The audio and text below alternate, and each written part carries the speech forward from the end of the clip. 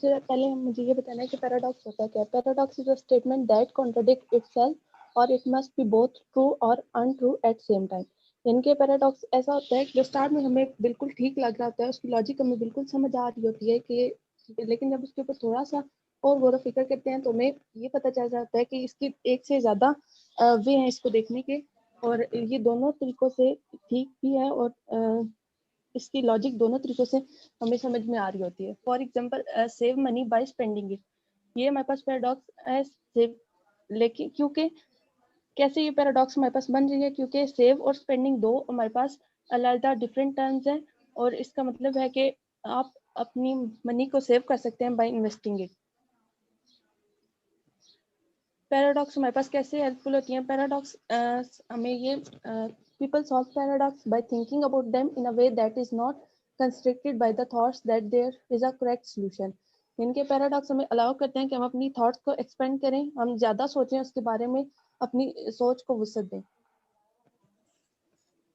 एक और इसकी दो एग्जांपल हम कंसीडर करें कि दिस स्टेटमेंट इज फॉल्स, और सेकंड स्टेटमेंट है आई ऑलवेज टेल लाइज। अगर ये statement this statement is false, अगर ये स्टेटमेंट एक्चुअली ट्रू है तो ये हमारे पास जो given statement this statement is false, ये हमारे पास रॉन्ग होती है क्योंकि एक्चुअल में स्टेटमेंट ट्रू है।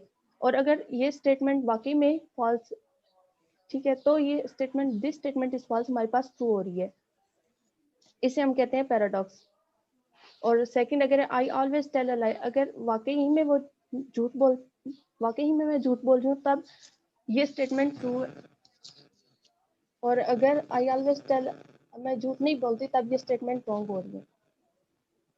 Some more examples, more you learn more you realise how little you know. If something scare you should probably do it. Failure leads to success. The more choices you have, the harder it to choose. That's all from my side now, Ikra.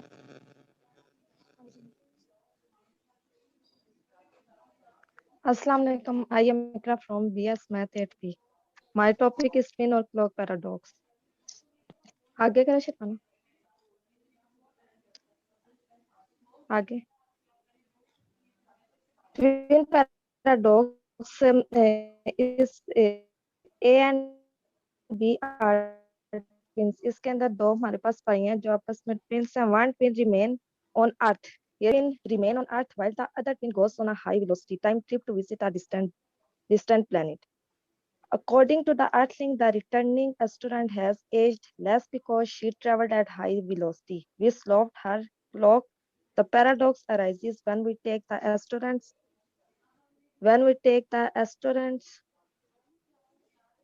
point of view. Looking back on to Earth, she sees the Earthling moving away to high speed. During her return trip, the Earth seems to be approaching at high speed. Therefore, the astronaut concludes that the Earthling clock must have slowed down. इसके अंदर जो ए है वो अर्थ पे और जो B है वो स्पेस के ऊपर ट्रेवल करे, वो ट्रेवल करके अल्फा सेंचुरी पे गया, उसके बाद बी जो बी है वो वापस अर्थ पे आया। तो वो जो ए था वो उसकी और जो बी की एज थी वो 20 ईयर थी। आगे आगे करना चाहिए।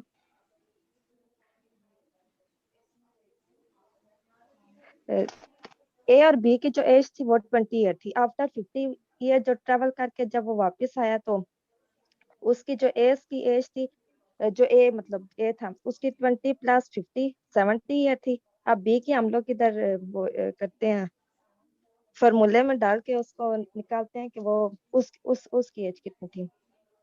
B is sitting in a space, B space के ऊपर था, the value of which will be the speed of light. और जब ये ट्रेवल कर रहा था तो जब ये स्पेस के ऊपर था तो इसकी जो स्पीड थी वो 0.8 सी थी।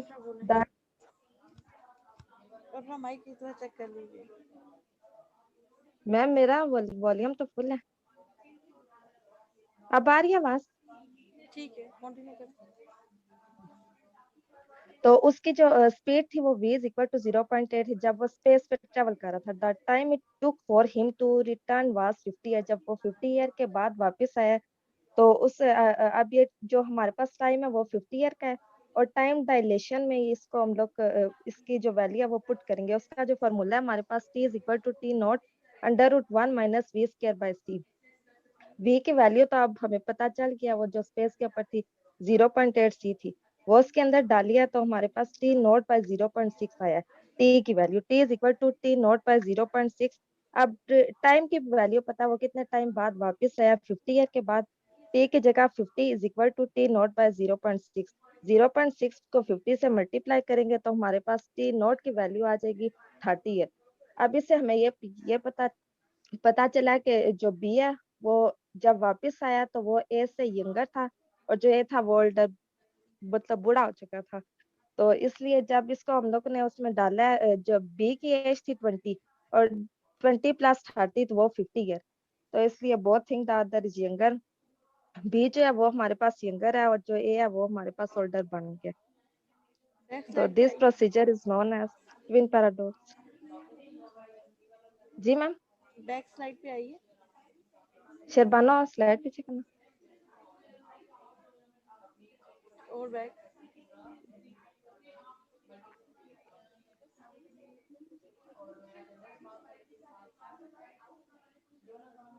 यही वाली मैम। हाँ, इसे एक्सप्लेन कर दें।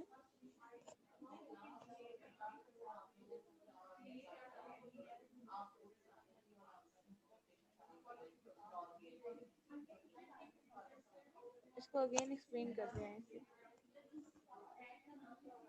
मैम इसके अंदर इसी का एक्सप्लेन किया जो डायग्राम है।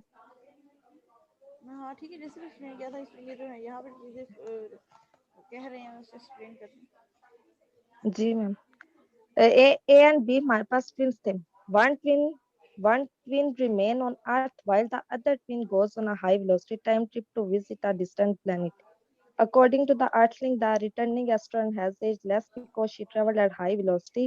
We slowed her, we slowed her clock. The paradox arises when we take the astronaut point of view looking back onto the Earth. She sees the Earthling moving away at high speed. During her return trip, the Earth seems to be approaching at high speed. Therefore, the astronaut concludes that the Earthling clock must have slowed down. Both think the other is younger. Diagram को ma'am यहाँ पे सारा explain किया हुआ है, वो जब ये भी इसमें एग्जाम्पल में जो एक्सप्लेन किया था।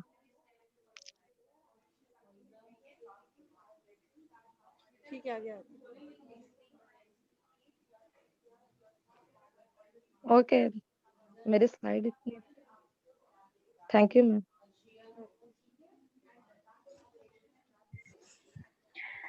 Bismillahirrahmanirrahim. My name is Famin Ali and my topic of presentation is Spear-Barn paradox. One next slide करना। स्पेयर पैराडॉक्स या इसका दूसरा नाम होता है बर्न पोल पैराडॉक्स।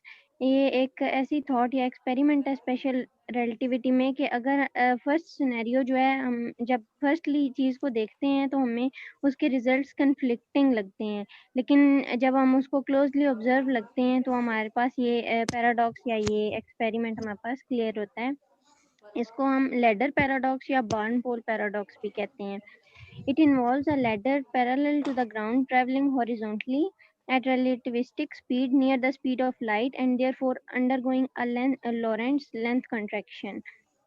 इसमें हमारे पास ये होता है कि अगर कोई अगर कोई चीज़ बहुत हाई स्पीड से मूव कर रही है, मतलब कि approaching to near the speed of light से मूव कर रही है, तो हमारे पास लेंथ कंट्रैक्शन होगी, उस चीज़ की लेंथ हमारे पास शॉर्ट हो जाएगी, जो अपने अपने फ्रेम के हिसाब से।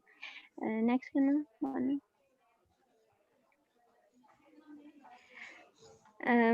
Ladder paradox resolve. अब हम एक एक्सपेरिमेंट लेते हैं कि बॉब एंड एलाइस, ये एक दो बंदे हैं, एक प्लान करते हैं। वो कहते हैं कि Bob will provide the ladder and alias will provide the second story window. कि बॉब के पास एक लेडर है और एलाइस उसे एक बार्न जो है वो प्रोवाइड करती है, और उसने लेडर जो है उस बार्न के अंदर से मूव करानी है।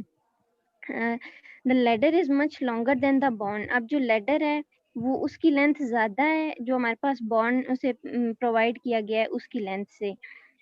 और बॉन्ड के दो दरवाजे हैं, एक फ्रंट पे और एक बैक पे। The catch is only one door can be open at the moment. के लेडर उसे पास करानी है और एट द टाइम हमारे पास उस बॉन्ड का सिर्फ एक गेट ओपन रह सकता है। नेक्स्ट स्लाइड करना। ये फिगर में हम देख सकते हैं जो बार्न है उसमें लेडर के टोटल 12 रंग्स हैं, जो कि बार्न में हमारे पास सिर्फ 9 रंग्स पूरे आते हैं, उसकी 3/4 लेंथ पूरी आती है, बाकी 1/4 लेंथ उसकी बाहर रहती है। अब करना क्या है कि लेडर को इतनी स्पीड से मूव कराना है, मतलब स्पीड ऑफ लाइट से 2/3 स्पीड लेस हो अगर, तब ये लेडर उसके अंदर से मूव करे तो उसकी लेंथ कंट्रैक्ट होगी और उसके 12 के 12 रंग्स जो हैं वो बार्न के अंदर पूरे आ सकते हैं। नेक्स्ट करना।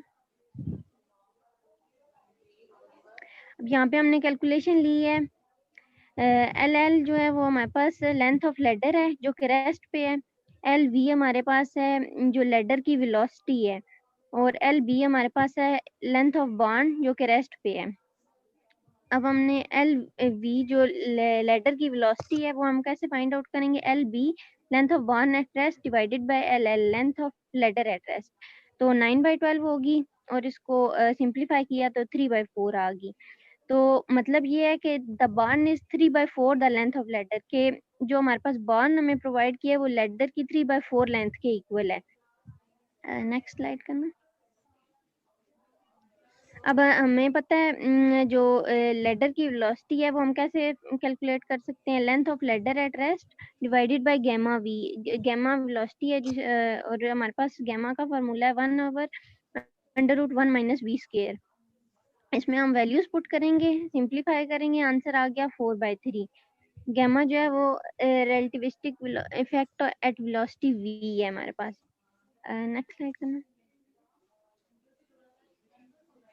इसमें हमने वैल्यूज पुट की, 1 ओवर गैमा इक्वल था 3/4 के, इसको अंडर रूट में पुट किया, सिंप्लीफिकेशन की, दोनों तरफ से स्क्वायर हटाया तो हमारे पास v आ गया 0.66।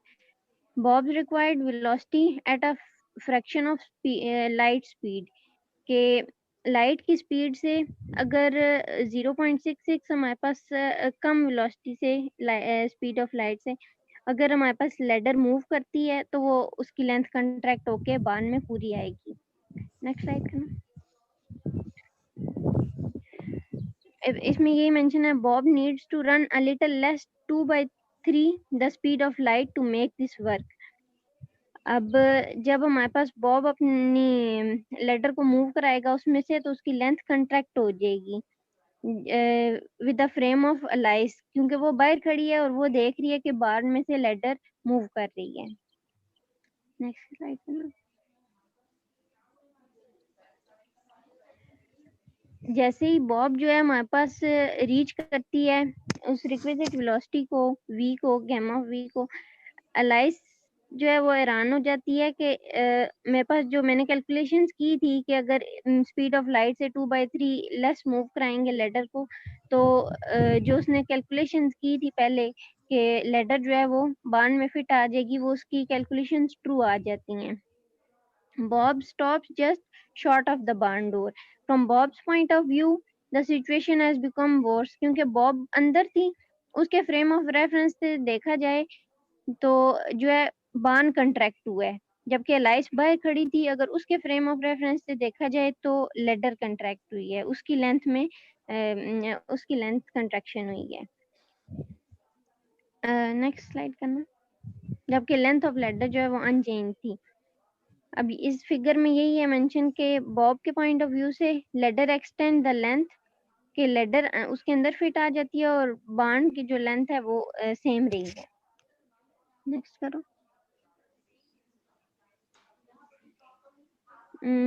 इसमें भी यही है कि हुआ क्या है, the key to paradox is here, only one door at time can remain open, के स्टार्ट में हमने कंडीशन लगाई थी कि बार्न का जो है वो एक डोर क्लोज रहेगा और सिर्फ एक डोर ओपन रह सकता है, तो इसमें टाइम जो है वो एब्सोल्यूट नहीं है, simultaneity at time is not absolute. That's all. कोई क्वेश्चन है? Please like and share our videos and subscribe our YouTube channel and press the bell icon.